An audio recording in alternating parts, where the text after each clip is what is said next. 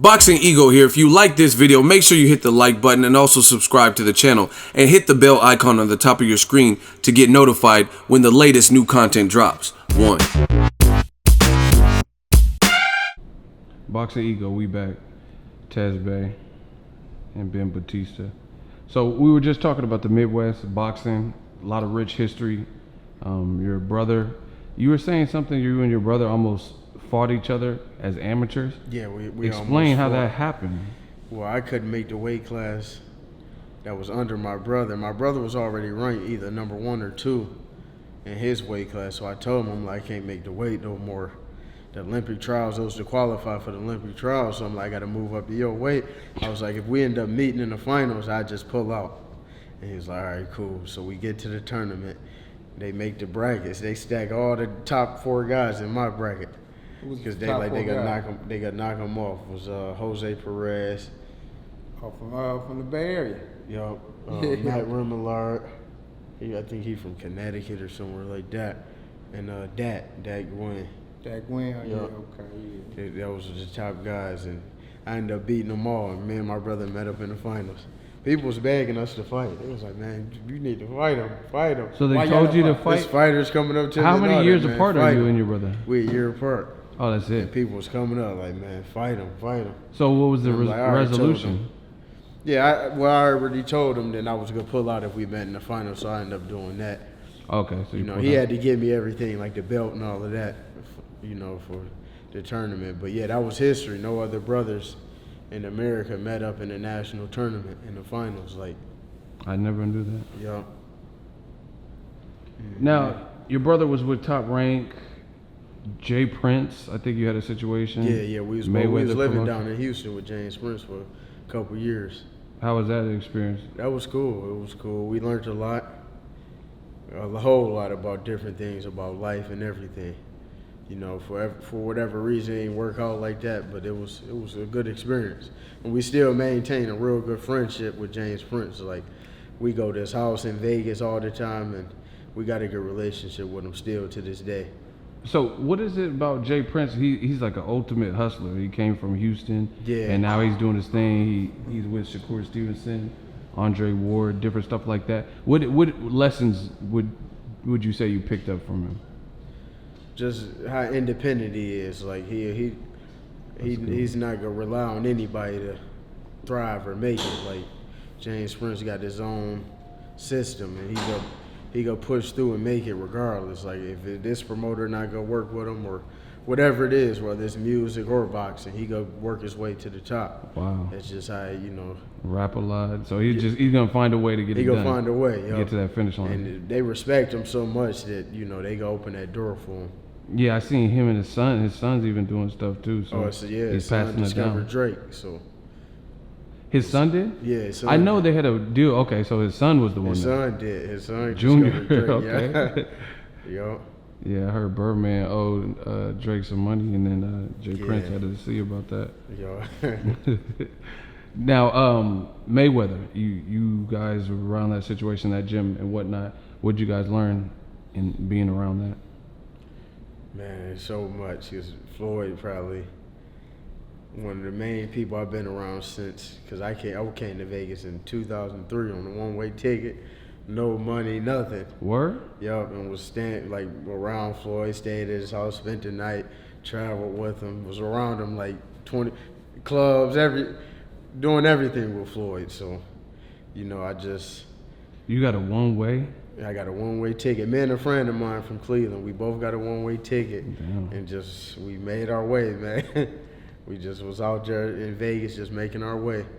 Ran into Floyd and was around Floyd and hanging out with him. Floyd helped out a lot. At the time, Floyd was a manager. He didn't even have a promotional company. He wanted to sign us as a manager. We didn't end up signing with him, but we was around him every day. Every single day. Yup. That's back when Floyd was signed with Bob Burnham. Oh, so you've been around the situation since back then, when he was with Top Rank. Exactly, yeah. Wow. Playing basketball with him every day at 24 Fitness. And Floyd like, man, y'all need to let me sign y'all. But, we always was with him every day like brothers. Now, just being around all these different entities and business-minded people in boxing, What would you say is the hardest part about being a boxer? Is it just having like dry spells of inactivity? Is it training, eating? It's What probably, is it? I think this is one of the worst errors in boxing for inactivity. Like, you see fighters fight the less in boxing ever. Like, you got world champions that barely fight twice a year. So this is a whole nother era of boxing where inactivity killed a lot of fighters' careers, I think. Because fighters fight the least out of, Floyd and them used to fight way more back in those days. But now it's like almost most fighters inactive. Yeah, I mean, you look at like Keith Thurman. The majority he of ain't fought fighters. since March, and he pulled out. You with rarely injury. see a guy fighting 3 times a year now. That's true. Fighters very inactive now. It's just a different era of boxing. Damn, that's a good point. Now, speaking of Midwest, speaking of where you're from, Cleveland, there's a fighter who's from this area. I don't know if he's from Cleveland particularly. I think he lived in Cleveland. Sean Porter. And Sean Porter and Danny Garcia look like they're going to fight. Yeah. What type of fight is that? Is it a fight you want to see as a fan? Oh, yeah, that's a dog thoughts? fight. Because Danny not too much of a mover. He throw knockout punches, and Sean, you already know what you're going to get with Sean. Straight Tell the fans. running in your face. Sean is a dog fight. And you know Danny got that big power, and he going to sit there and try to clip you. So you know what you're getting with that fight. It's going to be a war. All out It's war. going to be a war, that fight. Yep, that's a good fight. What are your thoughts on Keith Thurman, his whole situation? He unified with Danny Garcia, then he had an injury, a surgery, been inactive. Then he was supposed to fight in February, then they pushed it to May. Then now he's hurt again, and he vacated his belt. And people don't know. Yeah, I don't know what's up with Keith. He made a lot of money, so who knows what, it's a lot of things that go in people's personal life. And, he made millions of dollars already, so maybe it's just something, he might have lost hunger. This era is just different now. It's not the same, so he made a lot of money to where he might not have the same hunger and might not, feel the same about boxing. Definitely. Now, since you're in the Mayweather gym, I gotta ask you, Errol Spence Jr., you were at the fight, his fight with Lamont Peterson. Were you able to see him spar with Floyd Mayweather? Yeah, I saw him spar. You laugh. Now, I know you can't spill all the beans with sparring, but just give the fans something. Like, what type of sparring was it? It was work, man. He did the best I ever saw somebody that spar with Floyd. Hold on. Say that again. He did the best. Anybody I saw spar with Floyd, he did the best. So, let me get this straight. Because that was before he was even, I don't even know if he was a contender yet. So No, he wasn't. I don't think. Yeah, just the way because everybody on the set, when Floyd sparred, the whole ring is filled with people, and everybody dogging the guy that's getting ready to spar Floyd. So he was the first guy that I saw that wasn't taking it like getting scared, or he was laughing like What? and everybody was like beating on the ring and dogging him like, oh, look at his legs shaking and this and that. What? But he wasn't taking it like he was in there trying to hurt Floyd. What? He was laughing. He was laughing. He wasn't nervous about it. Like he showed a lot of experience. Like, and him and Floyd went tit for tat every single round. Most fighters, they got to pull out of the ring with Floyd. Like, he was a guy that where Floyd, they just had to end the sparring, like, because he wasn't a guy. He wasn't going to just lie down. He wasn't getting out. He was on Floyd the whole sparring session. Wow. Yeah. Yeah, this was well before the Kell Brook, before he was a mandatory, anything like that. So and then when Floyd sparred, he a whole nother fighter. He sparred way different than he fights. When he's sparring, Floyd more of a fighter. Like, he's sitting in there fighting when he sparred, but when he get into a fight, Floyd he box a whole lot different in fights. Like, he move and he more careful in fights. So just to put the picture into perspective, you just told me you've been around Floyd since the Top Rank days. I don't know what year that was, but I know it was a while ago. Mm-hmm. And you said out of all these people playing basketball with Floyd, Errol Spence, out of all the people you've seen Floyd spar, you would say from your recollection he was the one that did the best? Oh yeah, most definitely. He did the best. That's a hell of a cosign. Yeah. The only other guys say did real good with him.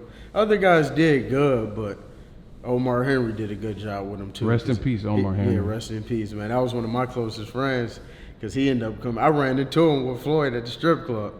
I met Omar Henry in Vegas. I mean, not in Vegas, in Houston, when I was down there living with James Prince. I met Omar Henry down. He was living in Houston too with a family member, and I hadn't seen him after that. I hadn't seen him in a couple of years, and I'm in the strip club. I see Floyd and I'm in the strip club, and there Omar Henry was with Floyd and them in the strip club, and we exchanged numbers. And when he was in Vegas, he was with me every day. Like he was with me in Vegas more than anybody. We was together every single day.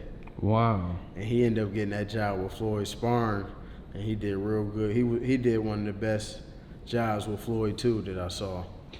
Where do you think his career would have been, obviously, if he didn't have an untimely death? Yeah, he would have went far because he was just his personality would have took him far along with his talent. But he had one of those personalities that he was going far. Like you're not gonna meet too many people like him. Wow. When you gonna write a book? You've seen it all. You've been witnessed Maybe it all. one day, I don't know. Maybe I will about just about boxing in general. Wow. Write a book. Now, the whole thing with Errol Spence, did you know who he was? Had you Yeah, heard? I knew who he was, but a lot of people didn't know. I don't know if Floyd really knew him like that, but after that, his name blew up after that because people heard about those sparring sessions. Well, they didn't just hear. I mean, I heard a rumor. I don't know, but I heard he gave him a black eye. But Yeah, no, he did. Floyd had the black eye. I missed that day where Floyd. so this is multiple days. It was multiple days they sparred, but I missed that day where everybody said that, Spence had his best day. Well, I'm not gonna say names, but I know some fighters, and if they have like a day in the gym where someone gets the best in, then the next one they try to make up for it. Is Floyd that type of competitor? Where like if he has a day where somebody got off, then he's gonna try to get you? Most of the time, if you let's say you giving Floyd work, he's just gonna increase the minutes and rounds. So before it's over, he gonna beat on you or get off. So he's gonna get some get back. Yeah, he gonna get his get back. He gonna get his get back.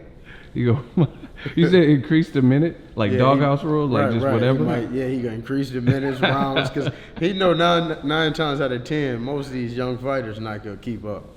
Yeah, his cardio is it's ridiculous. crazy. So if they giving him work, he know the stamina not gonna hold up. They gonna break down, and that's when he gonna start to really get off.